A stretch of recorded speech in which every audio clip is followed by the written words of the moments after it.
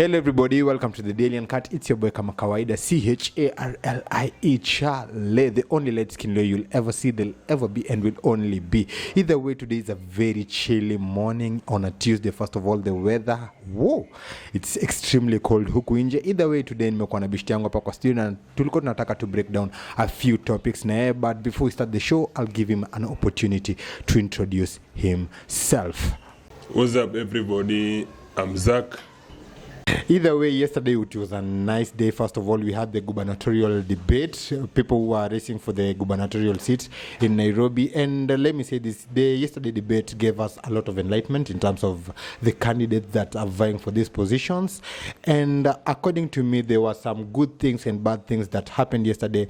And I would like to hear your view on that when it comes to you, Zach. How did you see the debate, first of all, before we start the show?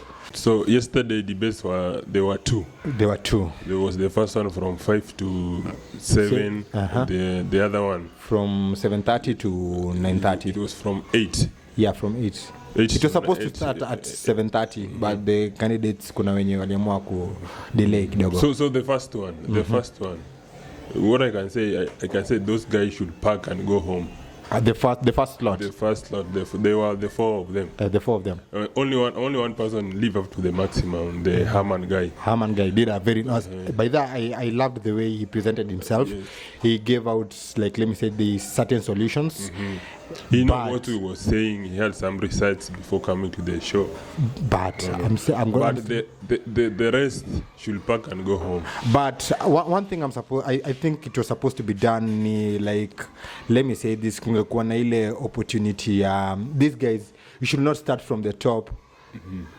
If you don't know what usually happens when it comes to matters lawmaking. Mm-hmm. Whenever you're in government, we are talking about lawmaking, implementing certain things. So some of them, they were supposed to start at the bottom level. From the MCA, MP, yeah, women rep. At least like they could have certain ideas when it comes to matters running government. Mm-hmm. When I saw the first slot, some of them didn't know how to answer certain questions. Mm-hmm. For instance, there was the question of corruption. Someone was advocating for diversity. Diversity, bringing all tribes together in the office. No. You cannot solve corruption when you bring, let's say I'm from Luya, the other person is from Luo, the other person from Kikuyu. But also diversity, it's also good because, like, let me say this, there won't be that opportunity for people coming up with an idea of looting from the public. Mm-hmm. But there were some things they were being asked and they didn't give the right solutions. For instance, how are you going to deal with the cases of housing, first of all, leave alone hawkers, unemployment. They were not giving the water system. Mm-hmm. Some of them didn't know even how piping is done, things like that. Mm-hmm. So I guess the first slot, they had to do, like let me say this, they had to do a lot of researches before they got into the debate, because some of them just went for the sake of going. Some of them, they were looking for publicity. They are attention seekers. You can say them. They were seeking attention. Yes. So the Herman guy should have been in the second debate. Yeah, Herman guy brought out an aspect of, like, let me say this, leave alone leadership, quality leadership. Quality leadership, because this guy is around 25, if I'm right. Yes, I think he said he's around 25. Around 25, and this guy was, like, that's a good sign, first of all, for us as the young people, because he portrayed an image of the new generation wanting to venture into leadership. And good leadership. By that, like, let me say this, he portrayed an image of good leadership. Yeah. But the second slot, that's where things went bad. Mm-hmm. First of all, one of the candidates was late. Mm-hmm. He didn't apologize. He didn't apologize. Uh-huh. He felt like he was entitled to do so. If I may quote him, he said he gave the guy the head start because he's used to it. Yes. So that's like ego. He had some ego in him. Leave alone ego, and the fact that this guy always tends to portray himself as the victim. Yes, the victim, yeah. First of all, the degree issue.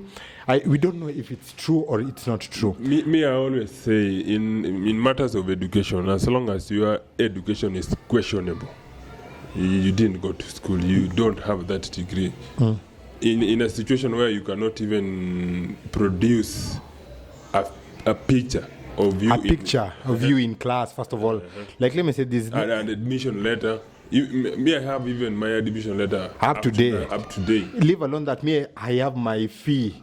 Yes. Fee receipts, I have them up to date. So I guess, like, whenever your integrity is questionable, and you're not supposed to run for, let's say, certain positions, because you can't, let's say, you can't represent the people in the right way. There was a question of you having a degree for you to run for certain seats. I think the degree issue, it's something we're supposed to talk about is first of all, because, like, let me say this, there are some interpretations when it comes to matters law. You need education. Yeah. You can't just interpret them for the sake of interpreting them. Yeah. You need education so as for you to understand these things. Like, let me say this, for you to be a leader, you don't need to have a degree. You being a leader, it means you put your needs secondary, no longer primary. First of all, your opinion, they're supposed to be off the table. You're supposed to be listening to people. So like, even the degree issue, if you look in 2017, the Igade guy was saying what he presented, the Sakaja, what he presented in 2017 is totally different from what he presented in 2022. So that's like a trust issue. How can we trust him with the Nairobi County if he cannot be trusted with these certificates? Leave alone that there's something that Igade said yesterday, and it was truly touching. The aspect of, like, let me say this, I'm gonna quote whatever he said. Siwezi fanya kazi, siwezi lipwa kwa kazi enye sifanyi. Most of us, like, we are comfortable being paid for no reason. And him stepping down, that was a good sign of leadership. If I'm not comfortable with the regime, there's no need for me staying in the regime if I'm not okay with whatever they are doing. He said it very well. I can quote him. He said that siwezi kuja asubuhi kwa ofisi, ni hang koti, nisome gazeti na nilale kwa ofisi. I'm here to serve the people of Nairobi.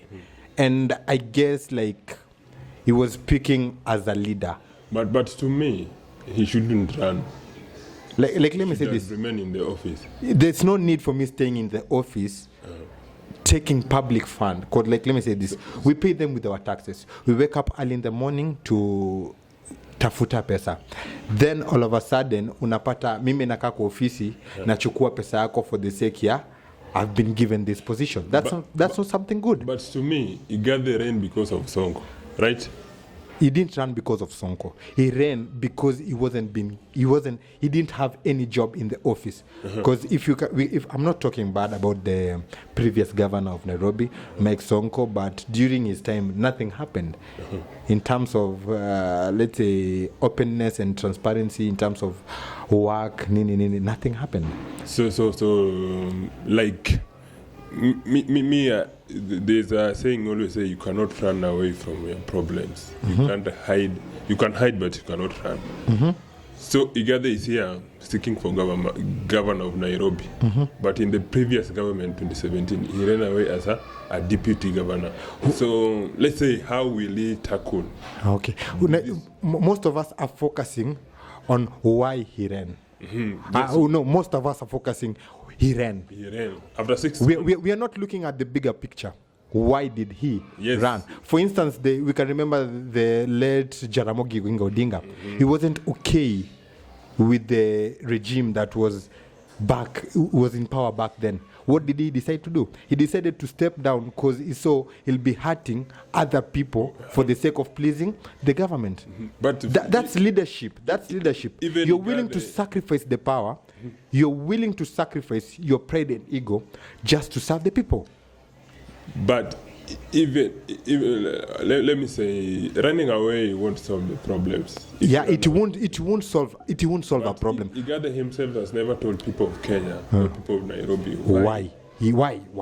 Yeah, but let me say this. It won't solve the problem, but at least it will raise some flags. You see, running away of Igade brought NMS. NMS. And NMS has done a good job. Let's be honest. People are criticizing it. At the end of the day, Nairobi is still... No, I cannot agree with you. NMS, yes, the NMS did a good job. But it is the work of the county government of Nairobi to run the city. If you take example, the other cities are run by the county government. Like Kisumu. But being honest, this is not just any county. So to me, I blame Nairobi is the capital city. I blame Igade of bringing NMS.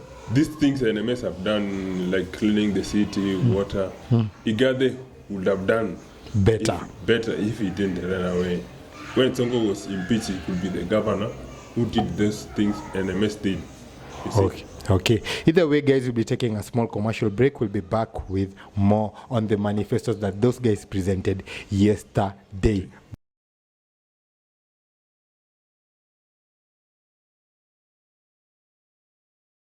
Hello everybody, welcome back. It's been a nice break. First of all, we were sipping on drinks, not drinks, sipping on tea. Either way, jumping back to the topic, I wanted to hear your idea on the suggestion that they gave when they were asked what they are going to do on the first 100 days they have been given the power. So I would like for us to start with Johnson Sakaja. He suggested that he will introduce the 5 boroughs. 5 boroughs in terms here. He will try and divide Nairobi into different, let's say, like the northern... I can't say constituency, I can say provinces, the way they used to be back parts. Or parts, yeah. In 5 parts, Nairobi West, East, Central, North and South. Yes. Yeah, what's your idea so on that? Before we jump there, I want to compare what Igade and Sakaja presented. Okay, no problem. Sakaja was more of realistic things facing Nairobians. So Sakaja issues were more like he knew Nairobi because he said he lived in Gara. But for the Igade guy was more of the private sector, the corporate sector. He wanted to run Nairobi in corporate manner. Of which, yes, we need Nairobi to be run by a person who knows the corporate, because Nairobi is the heart of Kenya. So for Sakaja was more of the article issues which face Nairobi, like the, let's say, issue of water. When Sakaja was talking, he knew the areas where piping has not been done in Nairobi. Like the Igade guy, to me, Igade didn't know the problems Nairobi are facing. Okay. Either way, jumping back to that topic, the one thing that really pissed me off about Johnston Sakaja was the fact that he assumed he knew everything. That was one thing that don't assume you know everything. No, he didn't assume. The way he was presenting his point is like he knew Nairobi. Okay, literally asking, do you think he knows? Yes. The way he presented his point and issues facing Nairobi and how he will tackle them, vis-a-vis the Igade guy, Igade was more of corporate. Okay. Yeah. Okay, I can remember. I've been asking myself these questions. Do we need a politician or a manager to govern this county? First of all, we live by politics. Yeah, we live by politics. I can't deny that. But let me say this: siasa mbaya maisha mbaya. That's also the saying. Siasa mbaya maisha mbaya. So, do we need a manager to run the county or a politician to run the county? I say both. We need them. We need both. Yes. So it will be more advisable for both of them to combine heads and come up with something super solid. Because by siasa, you will be answerable to the party. Right? By managerial, you will be answerable to the people of Kenya on the issues affecting them. So you need both. You have to be a politician and a manager at the same time. Yeah. Okay, that's something good. But let's jump back to the question of the first 100 days. They were suggesting that they were going to present something. Let's start with Johnson Sakaja, the borough idea. Do you think it's a good idea? Yes. Why? Because let's take an example. Let's say Nairobi East. Let's say Eastlands. The estates within the Eastlands. There are some problems. Upper within the Eastlands, there are some problems affecting the normal Mwananchi. See, this is the low-income areas, and let's say Nairobi Westlands, for instance, Langata. Yes, those areas. Issues affecting the west side and the east side are They're not the same. First of all, that's I will echo Sakaja on that. He's done something good in terms of identifying that we can't treat all Nairobians the same, because these people come from different backgrounds, different areas. They are facing different problems. For instance, I can say someone living in Risambu cannot face the same problem someone living in Ruma is facing.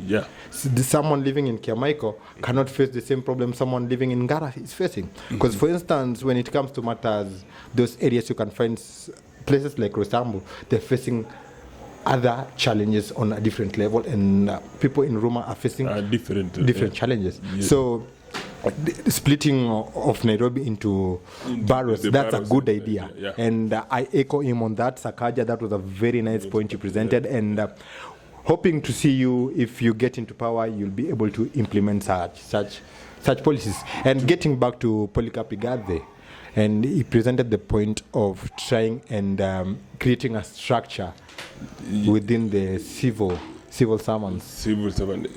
More Igathe was of strengthening the existing structures within the county government of Nairobi. For, let's say, powers to be, or work to be more efficient. Yes, let's say for example, now like the fire engineers, the fire extinguisher of Nairobi. You saw a story yesterday. They are out of insurance. They are out of insurance. So we need to strengthen those structures of the county government of Nairobi. Of which, if we structure them well, their services to the people of Nairobi will be way better. Way better. Yeah. I can see the way, like, both of them, like, according to me, these two people are supposed to come up, like, either way, whoever will win, whoever will lose, I guess they're supposed to work together. For instance, because I can see Johnson Sakaja is more of linking people. Yes, Johnson Sakaja is more of people, not linking people. It's more of people, working with the people. And Polycarp Igathe is more of linking the government together. So if you put these two people together, you're going to have a very strong team, according to me. Johnson Sakaja more have the people experience. He has the experience with the people. The Igathe guy, how more cooperative, of managerial. Yes. He knows how to manage things, services to the people of Nairobi. So let's say Sakaja wins, you will need Igathe. And let's say Igathe wins, he'll need Sakaja. Yes. Because, like, the corporate and the people, that's a very good link.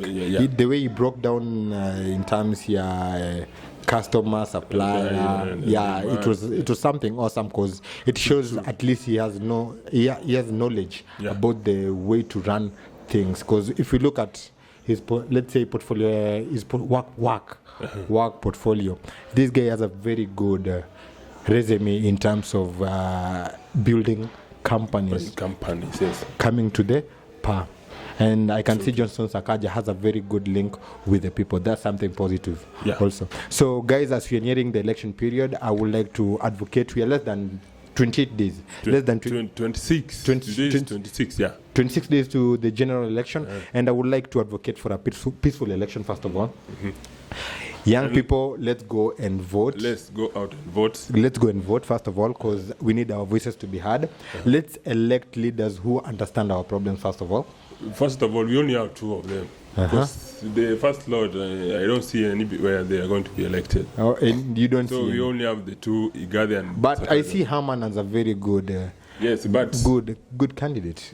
That people experience he doesn't have. The people's experience. He has the corporate experience. Yes. So as we're nearing the election period, I would like to suggest, like, we as Kenyans, we have an opportunity to ensure our voices are heard out there, first of all, Yeah. through the voters card. As we are nearing the general election, I would like to advocate for peace. Peace. Yeah. Let's not be used by politicians to cause chaos, true. and let's be willing and able to accept the results the way they come. Yes. In this life, you will not always have everything that you want. Yeah. At times, you will win some battles, and others you'll lose. You lose. So my advice is let's go out there and vote. What about yours? Let's wake up early in the morning, vote, go back home and wait for the result. Okay. Either way, it's been an awesome show. So before you close, to you, who won the debate? I can't say anybody won the debate because I can't say anybody won the debate because, like, let me say this: the debate turned to be personal. So let me say this: a good leader must be willing to listen. First of all, you must be willing to listen. First of all, That's and like accept other people's opinion about him. You're talking about Sakaja. And and I'm gonna say this: none of them won according to me because none of them was willing to listen to the other one. You must give them like a percentage. I'm not gonna do that. I'm just gonna say we had a great debate, but let me say this: as we are moving forward, these people should not take their feelings into consideration. When it comes to matters power, people will always talk. People will talk. Yes. People will talk, and at the end of the day, how you react defines everything. So I can't say anybody won. To me, to be fair, I can say I can give Sakaja a higher than the Igade guy. Okay. Yeah. Okay, either way, it's hiyo ni opinion yake. Either way, it's been an awesome show. It's been your boy kama kawaida, CHARLIE Charlie. Looking forward to seeing you on the next episode. Don't forget to subscribe, leave a comment, tell a friend to tell a friend there's something happening in the Daily Uncut. Boom.